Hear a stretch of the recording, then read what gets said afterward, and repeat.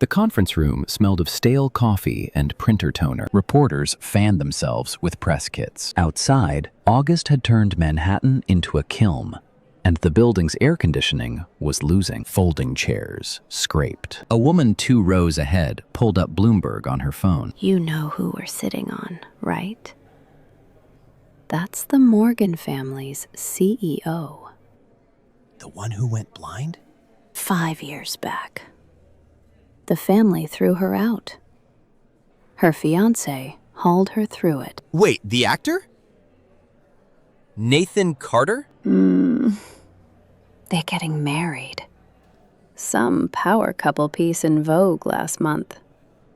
Quiet down. I kept my head over my notebook and pretended to be writing.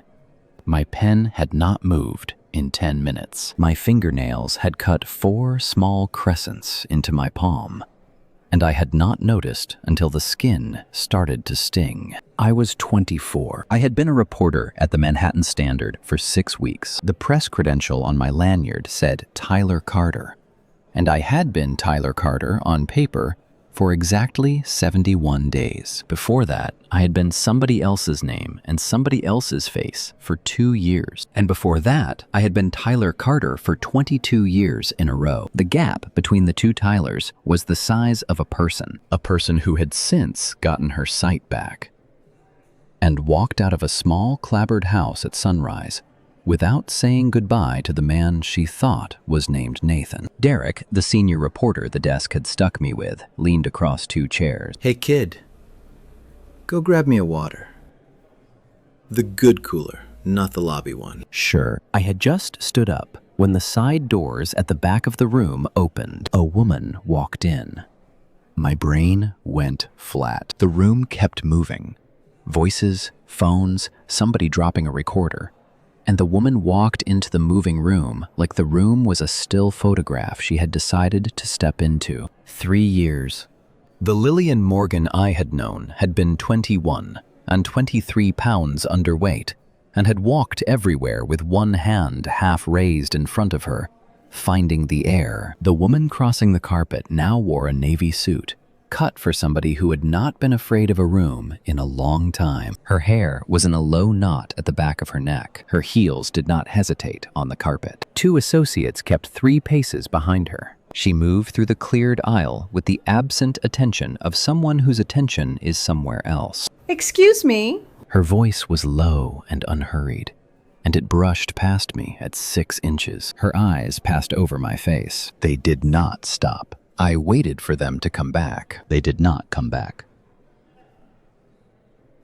She went up the side stairs to the dais and sat in the central chair, and the bodyguards arranged themselves at the wings of the stage. The public relations woman with the lavalier mic walked to the podium and began the introduction. I did not hear the introduction. I sat back down with Derek's water. My pulse was loud in my ears. My ears were ringing the way they had rung the morning I walked out of her house in Brooklyn 3 years ago, with a sealed envelope on the kitchen table and a velvet box in my coat pocket. A $500,000 deposit was settling into an offshore account Nathan's manager had opened, in a name I had agreed to wear for 2 years. She had never seen my real face. That had been the whole arrangement. She had been blind from a car accident at 19. The $500,000 had paid for the surgery that took. The day she could see again, I was supposed to be gone. Nathan was supposed to come home and meet his fiancée. That was the deal.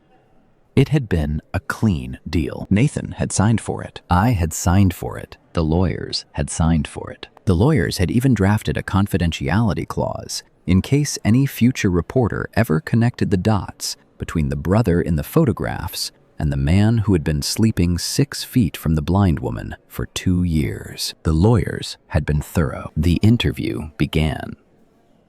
Lillian sat with her hands folded on the table in front of her. She answered questions about the quarterly numbers. She answered questions about the partnership with Goldman. She answered a question about her late father, and her voice did not change. The side door opened. Nathan walked in. He had on a black suit and the wire rim glasses he had started wearing for the late-night talk show circuit.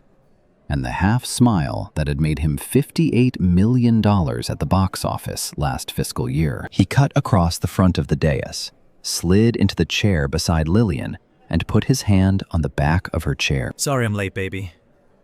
The set ran over. Lillian did not turn her head. The room rearranged itself around them in a heartbeat. Phones up, cameras locked. Somebody in the back row whispered. Oh, they really are getting married. Derek elbowed me. You know what, Tyler? You and Carter look kinda alike. Don't take this the wrong way. I made my mouth do the smile. He's the second highest grossing male lead in North America. You're flattering me. The public relations woman fed Lillian the next question. I did not hear the question. I was watching Lillian's left hand. There was a ring on the third finger. I knew the ring. I had bought the ring at 23 in a Newark pawn shop with the last of my server tips from a diner in Queens. I had bought it because I had wanted to put something on her hand the morning she could see again. And then I had not put it on her hand. Because that morning, I had been gone. She wore it like it was a Cartier. The reporter from the Times leaned into her microphone. Miss Morgan, we've heard whispers all summer that you and Mr. Carter are getting close to setting a date. Mr. Carter has been with you through everything. Are you ready to give us a headline? Lillian's mouth softened at one corner. She raised her left hand a half-inch off the table, just enough for the lights to catch the small silver band, and let it rest again. He and I are about to get engaged. The room exhaled. Her eyes traveled over the rows. They moved without hurry, the way somebody who knows exactly what she's looking for moves her eyes over a room. They found me. They held there for 2 seconds. Then they moved on. Keep listening. The next chapter is free on Storia.